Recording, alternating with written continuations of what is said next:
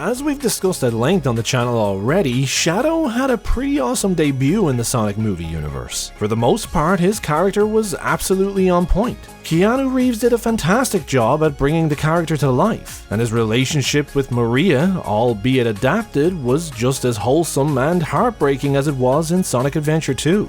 But one thing that didn't happen in the third movie that I think many of us were expecting, or at the very least hoping for, was the introduction of Rouge the Bat, the sassy, stylish jewel thief who would go on to become one of Shadow's closest friends. Not to mention co-forming Team Dark with him and Omega, spawning, in my opinion, one of the best found family stories ever. So, considering how important Rouge is to Shadow's overall character progression, and the fact that she debuted right alongside him in the game universe, playing a vital role in the story, it was interesting to see her omitted entirely from Sonic Movie 3.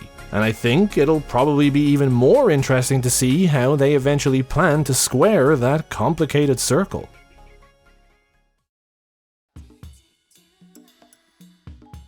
It was during a rewatch of the fan project Shadow Black-Hearted Hero by Joao Filipe Santiago that I got to thinking about this. Yes, the same guy who created Project Shadow. Yes, if you haven't already you should check it out. And yes, I've covered it on the channel. I actually really like the title for this story, Black-Hearted Hero. A play on the lyrics of I Am All of Me from Shadow 05, purposely blending the black-hearted evil and brave-hearted hero lines to beautifully highlight Shadow's great potential for both good and evil. That's what it's all about, Trey. The fuck is he talking about? This short picks up right after the events of Sonic Movie 3, which is why the topic of how to actually add Rouge to the movie universe is now at the forefront of my mind. And since they didn't add her alongside Shadow in the third movie, she'll now have to be introduced under similar circumstances to this short. In Black-Hearted Hero, Shadow has just survived the Eclipse cannon explosion at the end of Sonic 3. He's chosen to keep his survival a secret and is now seeking the Chaos Emeralds that were scattered when the cannon exploded, planning to use them to rebuild his world. And while that could mean absolutely anything, I have to wonder if he plans to use them in order to time travel and save Maria. Hey, a guy can dream, right? But it's in his pursuit of the emeralds that he encounters galactic thief Rouge the Bat. And this produces some very interesting takes on the dynamic between these two when they meet under vastly different circumstances. The short starts with a conversation between Rouge and Shadow, where Shadow is putting it in no uncertain terms that if Rouge gets in his way, he'll have no problem taking the emerald tracker from her.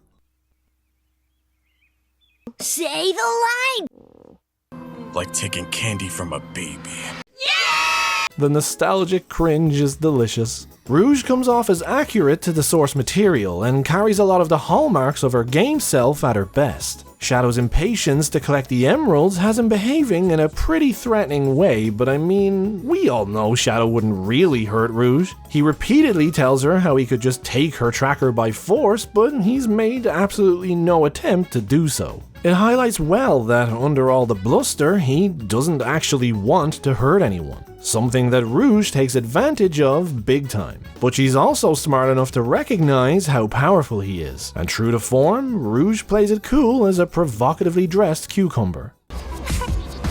I already like this guy.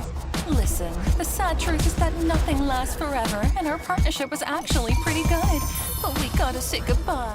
Shrugging off danger with a sassy response is pretty much characterization 101 for Rouge, so it was great to see this aspect of her character done well, and I hope the same is true for when she's finally introduced in Paramount's universe. The English voice actress for this short, Abigail Adair, was a pretty spot-on choice, and I really enjoyed both her voice and delivery for Rouge here. She nails the sassy, flirty, and cunning tones without overstating any one aspect. A pitfall we've seen even some official performances fall into over the years, and I think that's something the Paramount movies will need to keep in mind when casting the character. I also really like the tech Rouge has, where she can just absorb the Chaos Emerald into her clothing. The effect is clever and probably very handy for a thief to be able to just hide her stolen goods from sight easily. And that's before we even mention the casual introduction of both Vector and Espio of the Chaotix. Rouge had been clearly working with them to find the emeralds before they clashed with Shadow, and being as clever as she is, she clearly switched to the winning team, which fits her character perfectly. The Emerald Hunt is a clever and easy way to have Rouge and Shadow meet, and it makes me wonder how the Paramount series will approach this, especially considering the emeralds are under constant watch by Team Sonic. I guess she could try and steal them from them, which gets Shadow involved, but I suppose that also depends on whether or not she's a secret agent in the movie universe or not. It will definitely be interesting to see, not to mention the inevitable hilarity of her stealing the emeralds from Knuckles. As they leave the Chaotix in their dust, Shadow is laser focused on finding the next emerald. And once again, Rouge's character is spot on. Not knowing Shadow's name yet, she's casually dropping nicknames on him. Where's the next one? Hey, hot stuff. I don't even know your name yet. Why such a rush? I really enjoy this interpretation of her character, because it feels like a great blend of Sonic X Rouge and Game Rouge at their best. A tightrope I hope the movie universe can walk nearly as well. There's a fine line between getting Rouge's character right and letting one side of her personality dominate and making her one-dimensional, which is a shame because, as the past has shown, she has insane potential. Making it clear he's not there to make friends, Shadow tells her to either point him in the direction of the emerald or give him that Damn fourth Chaos Emerald. Damn tracker. As they're making their way to the emerald, we see the Black Arms, a race of hostile aliens first introduced in Shadow the Hedgehog, arriving on Earth. Rouge expresses concern, but when she calls them monsters for hurting humans, Shadow quickly corrects her, saying they're aliens just like them, and that humans hurt humans every day and we don't call them monsters. You really can't argue with that, can you? And after seeing Maria, a total innocent, killed for no reason, Shadow has the freshest of all perspectives on that. Not knowing the full story though, Rouge says that Shadow has an answer for everything. Did she just say morons? Yeah, that's what she said. I think what this short does for me is demonstrate perfectly how introducing Rouge alongside Shadow is pretty much mandatory if you want to do it right.